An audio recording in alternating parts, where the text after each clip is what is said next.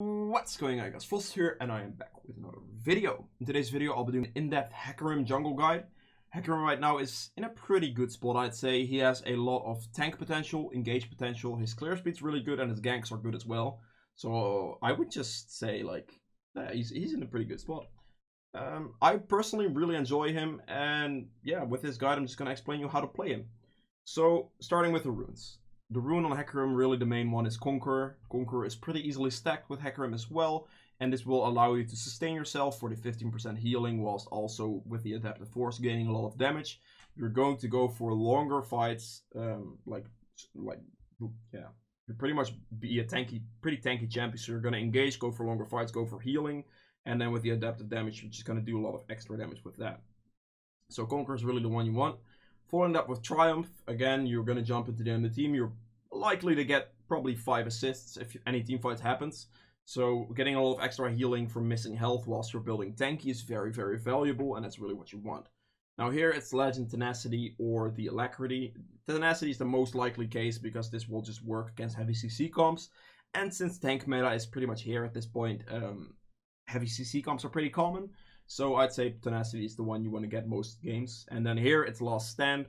As Hecarim, again, you're jumping in, you're going for that fight. So healing and that type of stuff is going to be very beneficial here. Now the only situation where you do not want to get Last Stand is if the enemy team is really squishy.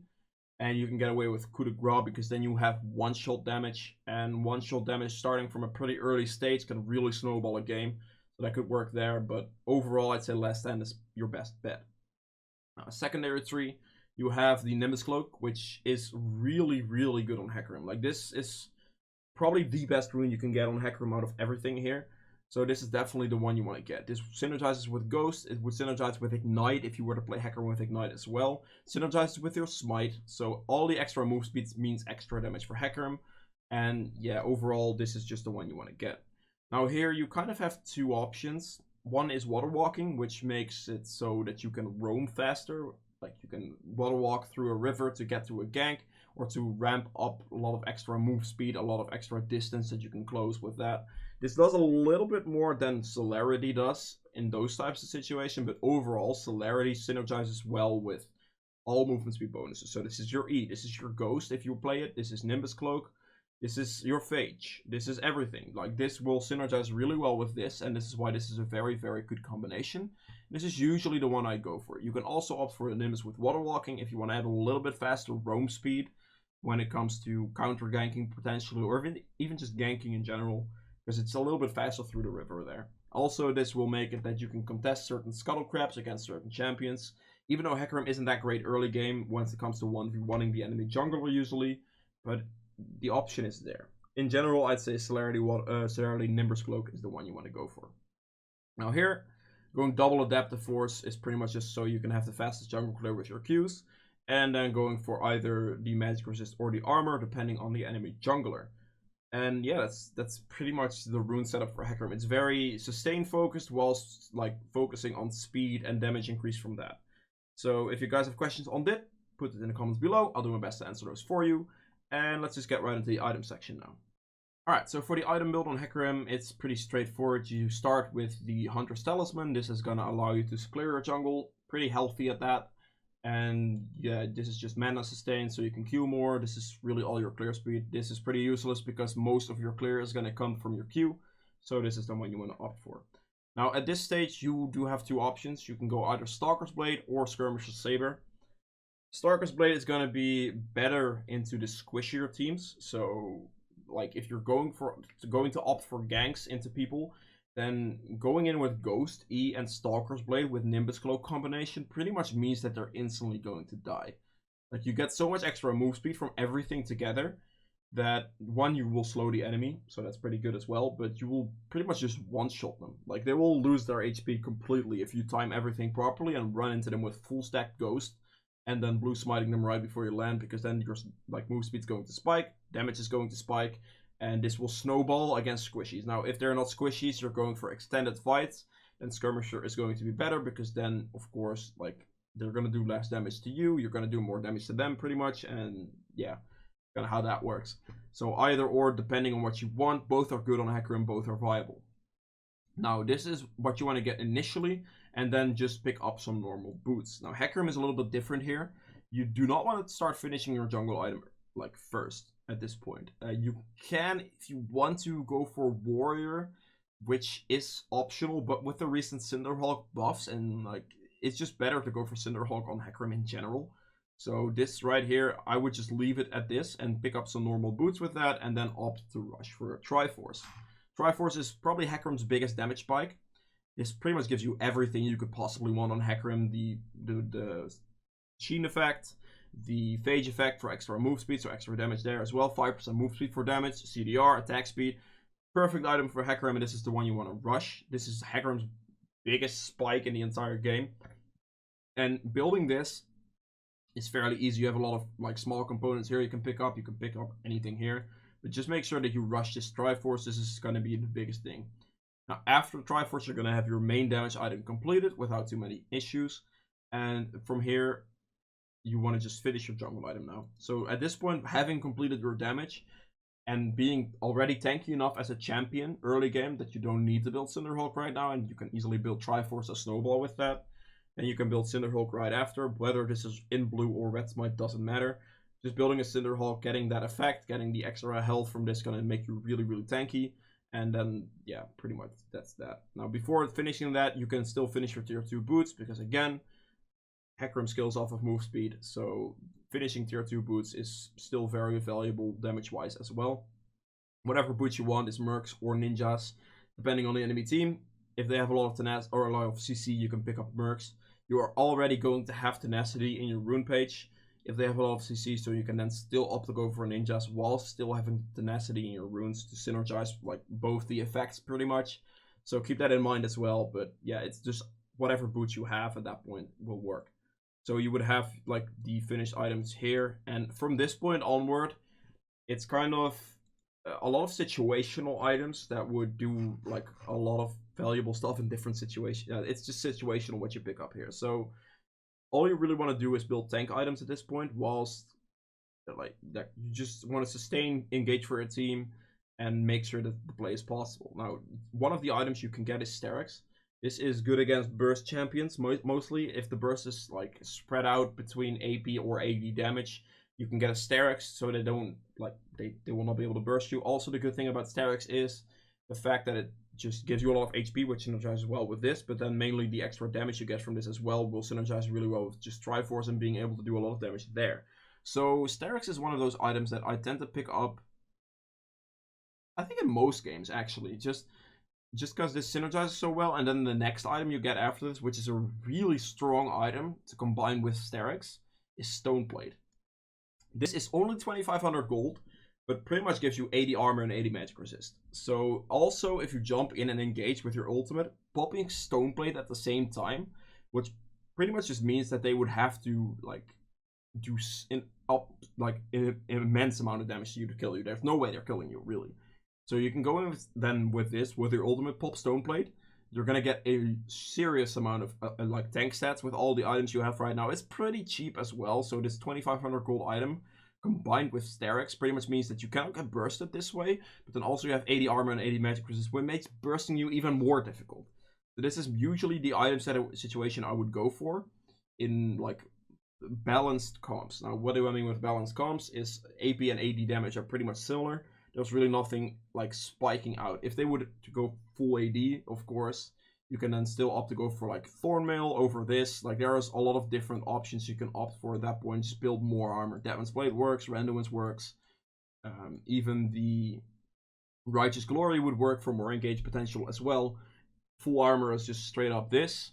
Full magic resist or full magic damage enemy team pretty much means full magic resist, which comes down to Spirit Visage, maybe an like the Adaptive Helm, stuff like this would work pretty well. But again, in magic damage, I would still opt to go for a Stoneplate, because usually magic damage means they still have an ADC, so this would then just synergize well with that.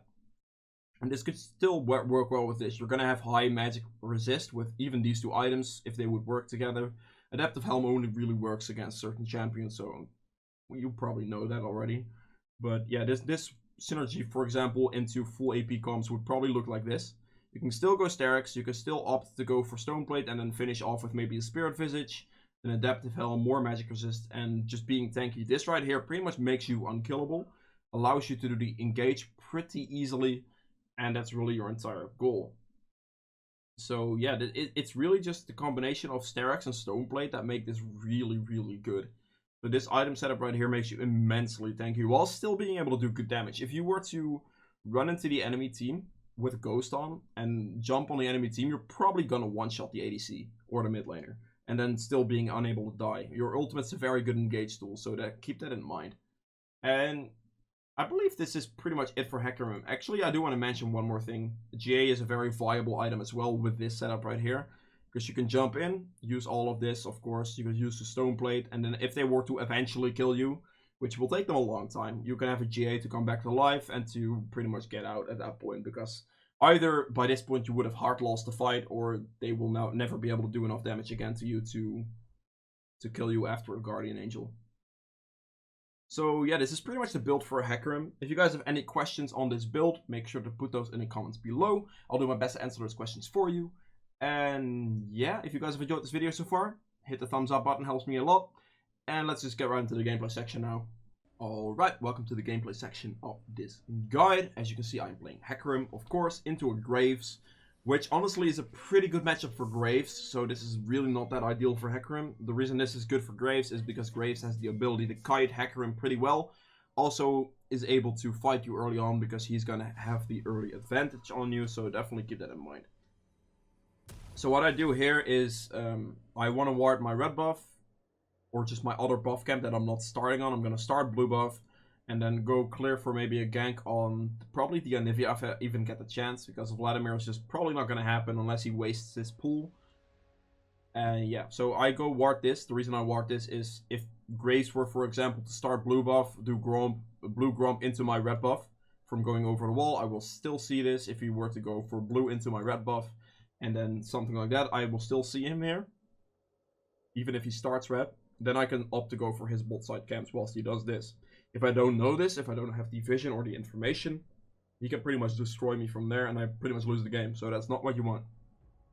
So back at about 50-ish seconds, 55, like start backing at 50 seconds-ish, and then switch back and get your sweeping lens, Oracle lens. This is going to help you ganking, and yeah, just run into a lane with that. So really here, it's just a matter of just like clearing your camps here. It's your initial clear on Hecarim is the one you struggle with the most. So yeah. Now one thing to note here is the Victor is pushed up right now, so he has the wave pressure, even though he's half HP, which is definitely not ideal. The Darius is pushing the Vlad in, which, I mean, Darius has a lot of pressure on him early on. My bot lane is getting pushed in, so probably the ideal situation for me here is to full clear and then look for a play on bot lane, because they're probably going to be pushed in, and with Ghost I could walk in from like this direction or walk down. So that's really how you want to look at this game right now, and that's definitely something you want to keep in mind. So right here I'm just going to go clear, and I don't know where Graves is at this point really. Darius gets the first kill on Vladimir, which is really good for us. And I right now clear this camp. I go for red buff. I see the Graves showing up on mid lane level 2. So I was like, alright, well, I could just go and opt here, use my Ghost. I believe this is the one, yeah, that was a little bit awkward there. I just did a decent amount of damage to Graves. He got pretty low, but we didn't have the damage to finish it. Victor really doesn't do any damage, so I made a pretty big mistake in this one. I thought we could just one-shot the Graves at this point. I should have kind of walked around a little bit more. The thing there was I activated my E a little bit too early. As you can see, I will just like try to use your Ghost early, but not your E right here. This E use was just a bit early. If I used my E about here, that would have ramped up perfectly fine. But because I used just a tad early, you can see from the E, this is one of the biggest things you want to remember. You can see my E pretty much capping out here, and it's almost gonna run out at this point. If I used it like here or a little bit later, I could have walked around and knocked Graves into the turret. So that's a slight issue there. So my E is going to run out here, so I kind of have to use it. I do a good amount of damage to him, but in this case, I get pretty much bursted by the Anivia combination with Graves, and that's not good. So that's the main issue there, was me not using my E properly and using it too late. So that's something I want you guys to think of as well. Keep that in mind. Use your E right before you're gonna go, like, as soon as you get close enough. You want to use your ghost early, though. Definitely use your ghost early, because you want to make sure that your ghost ramps up to get the maximum amount of movement speed. Because it goes from, like, it accelerates. It not starts you at that movement speed. It goes up to the movement speed. So that's definitely something to keep in mind there. So after making a pretty stupid mistake, not gonna lie there, I'm just gonna go and opt to see whether he took my camps. Now the mistake Graves made in this specific situation here is Graves did not opt to go for my red buff. He killed me. If you kill the enemy jungler, always try to steal his camps. He saw that I didn't have red buff, so he knew my red buff was up. He could have taken it, he didn't, so I was pretty lucky there. So right here, I'm just gonna go and opt to clear. Just going, like, kind of coming back into this game just by clearing my camps. My top laner still has a lot of pressure, which is good. I kind of, like, inted the Graves a kill early, which is a little bit unfortunate, and bot lane died, so it's still a pretty fine game. I pretty much assumed Graves was top side, so I thought I could go for bot scuttle, like, but then Graves shows up with the bot lane that has the advantage over my bot lane, so there's no way I can contest the Graves right now. Also, Graves is pretty much stronger than me, so I'm just gonna opt to clear. And that's just the way your early game is going to have to be for now. If I were to have gotten the kill on Graves, I could have started pressuring him down. But yeah, that wasn't the case this specific game. Even though, like, all that, it doesn't necessarily matter. Because, like, you start scaling. And you will have big, like, power spikes with Ghost and all that. Your Ghost is already back. My Ghost is already back up right now. Ghost is a pretty low cooldown, which is good. And I'm level 5 at this point, so I can definitely still start looking for some stuff. Now we see the Graves bot lane here. One thing I want you to note that I cleared this. This is up, my bot line is down. But because I see the Graves here, and they are pushed in, I opted to go and walk down anyway. To see if I could maybe make something happen. Maybe get a kill on Bard or Kalista or whatever. The Thresh didn't want to check for it. They pretty much backed, so it's fine. It's not really that big of a deal. But since I saw Graves back, what I would go and what you should do, if you know the enemy jungler isn't going to be in his jungle, take his camps. So I check if his Raptor camp is up, and it is, so I take his Raptor camp. Now here, we see the Thresh coming from behind as well. And this is, like, the power of Hecarim ganks, really. Like, every time you have Ghost, try to use it. The time you want to farm is most of the time where your Ghost is down or your ultimate's down. And since I'm not level 6 yet, I don't have my ultimate. And my Ghost is up. So, well, with that, I'm going to go into the enemy team and one-shot them. I see Graves top lane right here, so there's no way the Graves can contest. I see Thresh coming in from behind. I initially wanted to opt for this red buff, because I saw Graves top lane and he doesn't have it. But this Anivia was just too free. So I'm just going to go in here, pop my Ghost again. As you can see, pop my Ghost early, which is a big thing to remember. Clear his camp because I know he's not there. Then pop my Ghost from range, so my Ghost gets time to accelerate right here. Also, popping Ghost will pretty much pop Nimbus Cloak as well, so you can synergize that, I suppose. And then right here, I pop my E this time in time, on the proper timing, and you see me, like, I did a serious amount of damage to the Anivia right there. Right, get the kill on Anivia, take Thresh Lantern to go and see, because he had the option for Bard there, which is a very good play by Thresh. This was all Thresh, like, Thresh saw that, I just pick up the Lantern, take Graves' red buff because I knew he was topside. He still could not contest that. Plus, I just killed the Anivia and I killed the Bard. So if the Graves were to want to fight me there, then they would lose. Now, this again, right now my Ghost is down, which is fine, but now I have my ultimate up. If you can get away with it, try to use one of them in a gank. Not both, just one. Because that means that you can gank again with the other one. Which means, like, more pressure. Of course, if you have to use it, then you have to use it. But it would be ideal to use just one of them. So right here, Graves is playing aggressive towards this. I'm just using my E. I'm waiting for an opportunity to jump in right there. I see the opportunity to jump in. I want to use my... Right, just so you guys... So there's...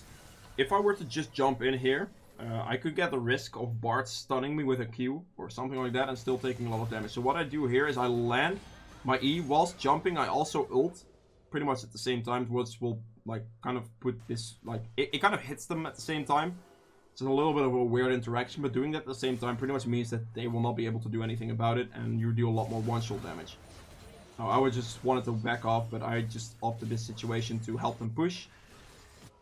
The team picks up the other guy, like the Graves there, which puts me now in a very good position. After getting the gank on the Anivia with Ghost, and of course making my mistake early game wasn't ideal, I'm pretty much back into a good spot right now. Now you see me build these two items. The reason I build these two right here is because it gives me 20% CDR. And CDR is really the key here. Like, having more CDR will mean less cooldown on pretty much everything, which allows you to clear faster and all that. So that's usually the ones I opt for as well.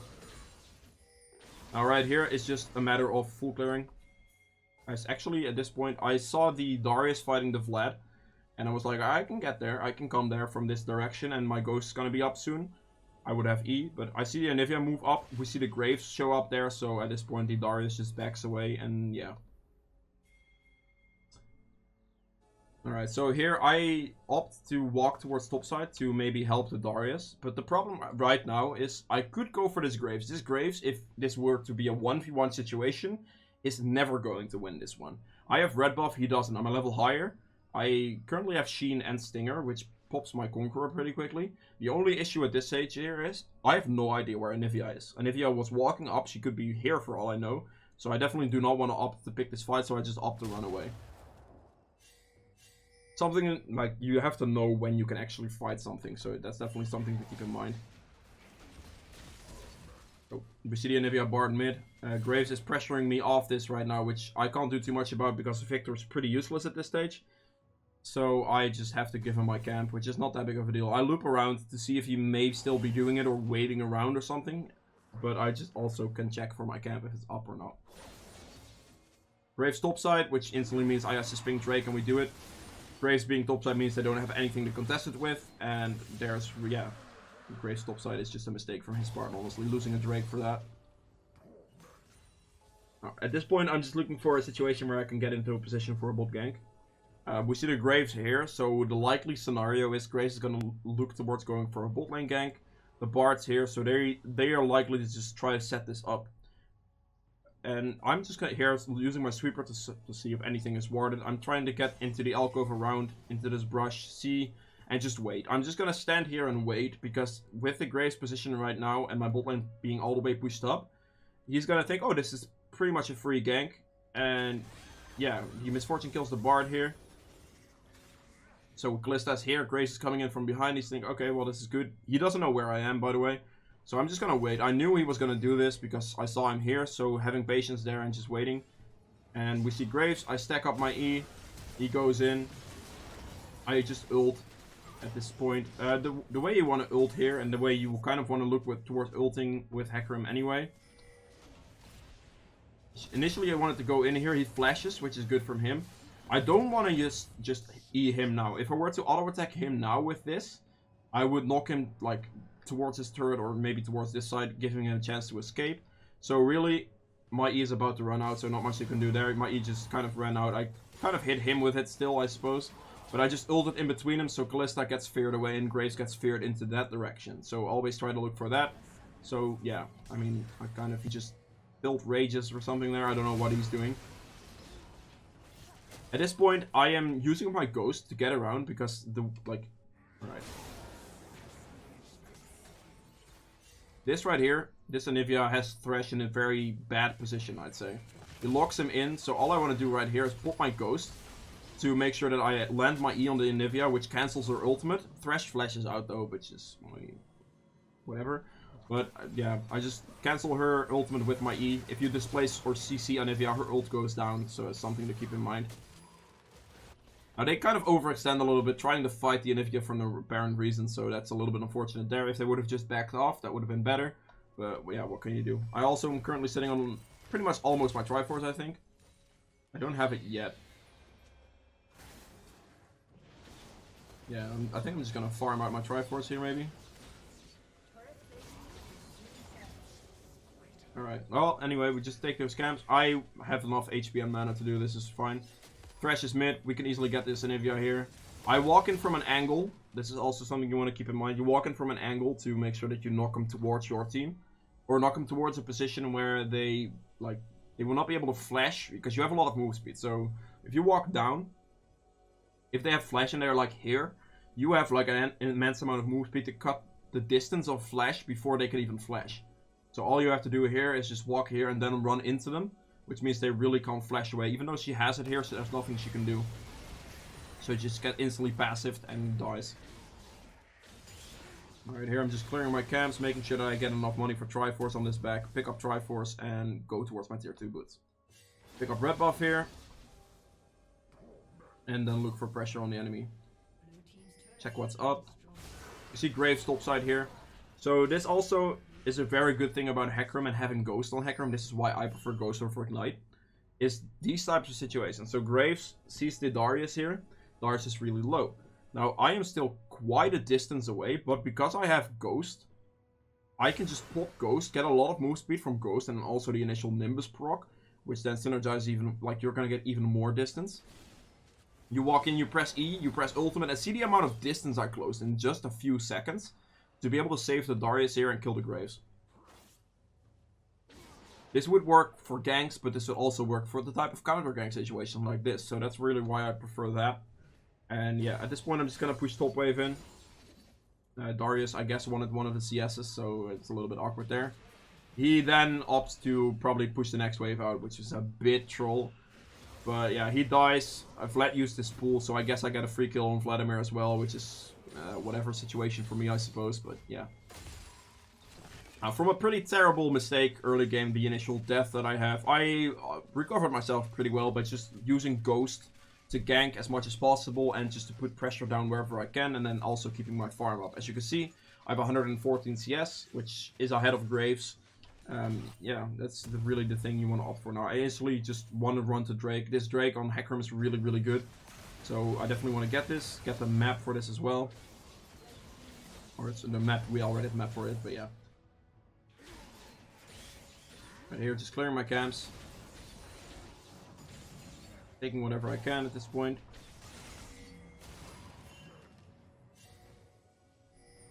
This is pretty much where like the mid-game-ish starts. The situation you want to look for now is either picks, if the enemy is splitting. So if the enemy were to, for example, like someone splits here against Misfortune, walks up too far, you can use Ghost and run in from behind. This is probably going to land you a kill. Vladimir is a little bit of a tricky one, but usually other champions will land you a kill. I'm gonna clear vision and then also try to like clear your camps, but make sure the enemy camps are cleared if you have the pressure for it. And that's really what you want to look for. Now here, I'm just going to look for a good position here. I'm actually looking at base, I believe. I have Cinderhawk in base, I see. And this is a good engage from the enemy team right here, actually. So we see the Callista and the Bard. Of course, we walked over a ward here, which we placed the pink later, I believe. So they know, like, pretty much we're walking here. This might be warded, I don't know. Doesn't look like it, but, like, we see him here. So the Vladimir comes in over the wall, flash ults, and well, that just hurts because Vladimir ult amplifies damage. So we lose, like, yeah, we pretty much lose Thresh here, which is ideal for us. Only losing Thresh for that fight is really, really good for us. So yeah, that's a good play from the enemy team there, and not much else to say about that. I just want to opt to get, like, Scuttle Crab, get as much gold as I can, look for some plays here and there. I believe in this situation, I saw where Bard was backing. Yeah, here. The plant spots Bard backing in this specific spot, so he thinks he's safe, but I have the cloud map move speed, and I can also press E, smite. I didn't have E up there actually, but I can smite. And the thing here is, if you want to lock somebody down with Hecarim, this is the way you want to do it. So you want to lock up. If you have E or not, doesn't really matter. The same concept applies.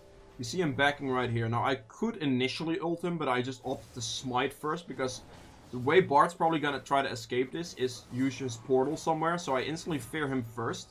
Then he placed his portal, like, here. I don't know why the animation is there, but I heard the sound and the animation was there for him. So he placed his portal here, so I fear him. He's not gonna be able to hit it. Then right here, I stand just between him and the portal and lock him up, so he can't even click his portal, and I pretty much just one-shot him. So it's just one more time. Like the way you can catch people with this. Go here. He doesn't stun me there barely, which is good for me. Then here I fear him. whilst he places his portal. I set one step down, as you can see, E in the other direction, so he can't press his portal and he dies.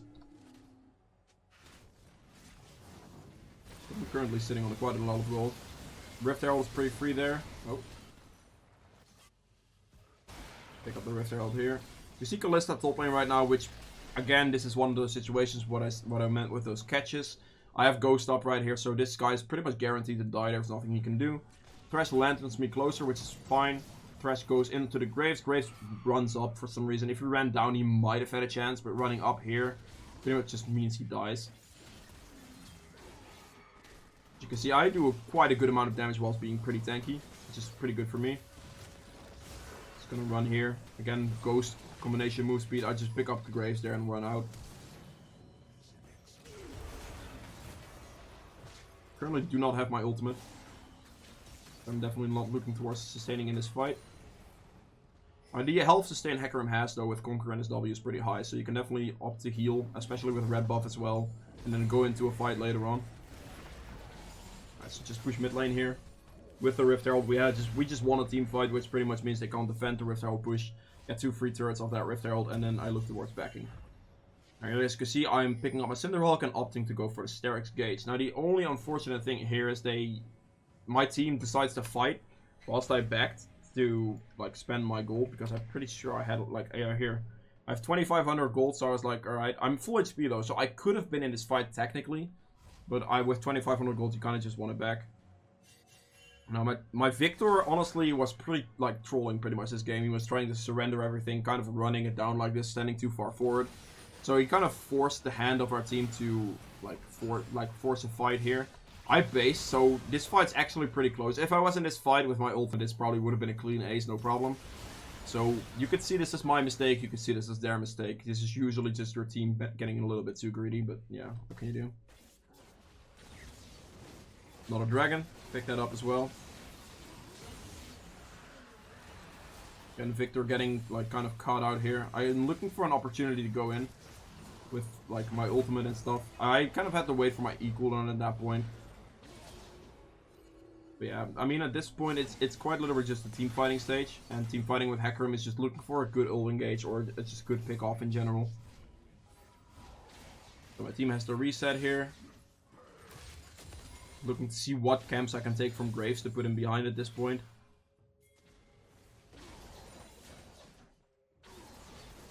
Yeah.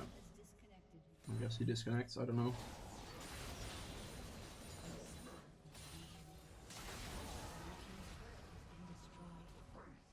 Now right here, I'm again 1700 gold. I can buy my Strix right now. Strix I believe is 1600, so I wanted to go for this. Darius is topside. The Victor again walks up too far, which he's been doing all game, sadly. So that's a bit unfortunate. He dies there, and he kind of forces the fight. Misfortune dies. I believe Thresh dies as well. This is just too greedy. Darius wasn't even there. I was not there. I had the base there. I pretty much pinged my back as well. So my team kind of just ran it down twice. It's a little bit unfortunate whilst I wasn't there, but yeah. Kalista walks out of position. As you can see, I do a lot of damage to her. This is just a 1v1 potential you have in general against any ADC, against any squishy. You have so much HP, you're so tanky, they're never really gonna kill you, and you have enough damage to kill them. So it's pretty, like, it's still a free kill at that point. So right now I'm just opting to take Graves' camps where I can. He's top side, I'm just gonna take my bot side camps right here.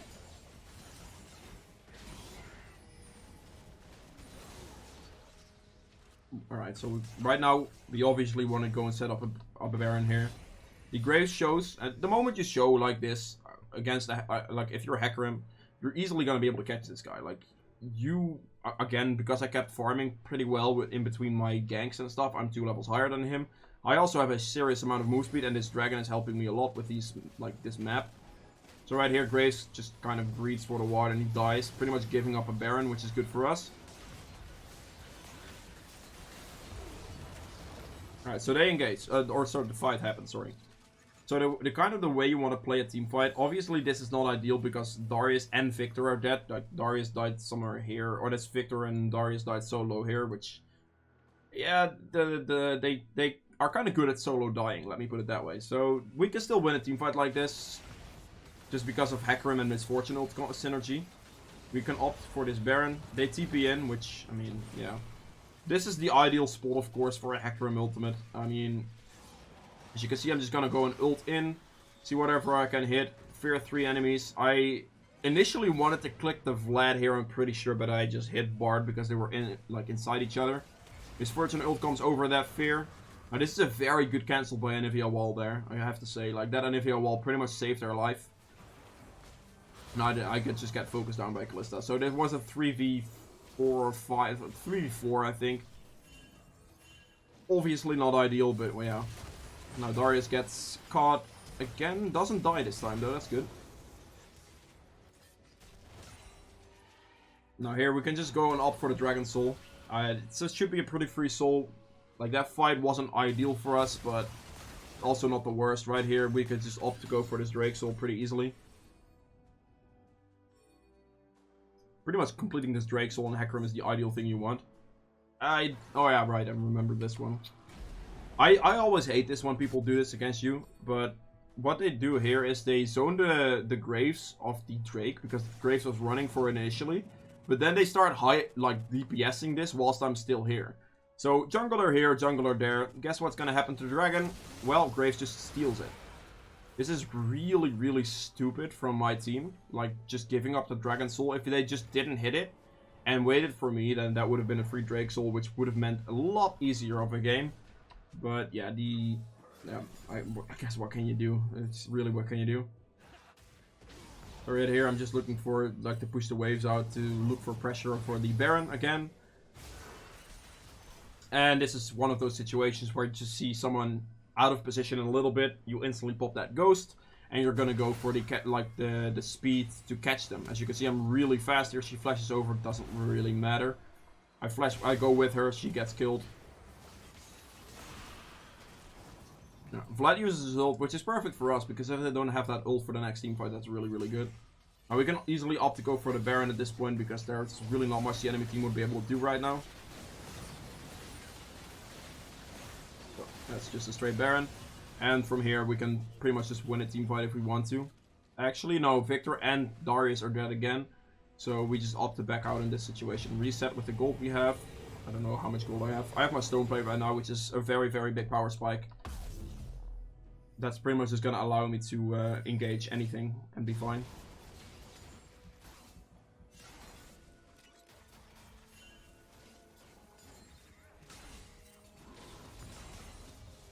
Alright, so now, just a group. Now, the only issue here is they have really good wave clear with Anivia. So what you kind of want to do in that situation is you want to push a wave in, forcing Anivia to be at one position. So Anivia is bot lane right now. So we are all bot lane right now. At the same time, Darius is pushing this wave in right now. So this wave is going to collapse pretty soon. Now we have Baron. Darius doesn't because he was dead. So I have Baron. So instantly what I'm going to opt to do right now is use this advantage, like with Anivia being here to clear this wave, which takes her time because we have Baron. I just run to mid lane with my E to be as fast as possible, and then just get in range to buff this up and go for this turret. So this breaks open their base, which means that Anivia wasn't able to defend just this. If we were to have if I were to have stick here, or stuck here, and wait for the next wave, Anivia could have just cleared that. This wave would have been useless because Darius doesn't have Baron, and we would have not broken open their base. So Graves just walks up, and as you can see right now, I am just immensely tanky. Like, there's really not much they can do against me. I just get a free stack on the Conqueror, and I'm just gonna turn the moment I get the chance here. Get a good ultimate off there, I believe, on multiple people. Just, it's all about waiting at this point. It's waiting for a good time to engage with your ultimate, a good time to go in, and that's really all you have to do. You're really tanky, so you don't have to worry about anything like that. Darius gets the kill on the Kalista, which is good, and this is just a 3-man ultimate right there. That's the engage you're looking for. That's really the engage you want. At this point, if you want, you can go pop the stone plate if they were to retaliate, but if the synergy with Misfortune ultimate pretty much means that they will not be able to do anything. And yeah, they just kind of die to that engage.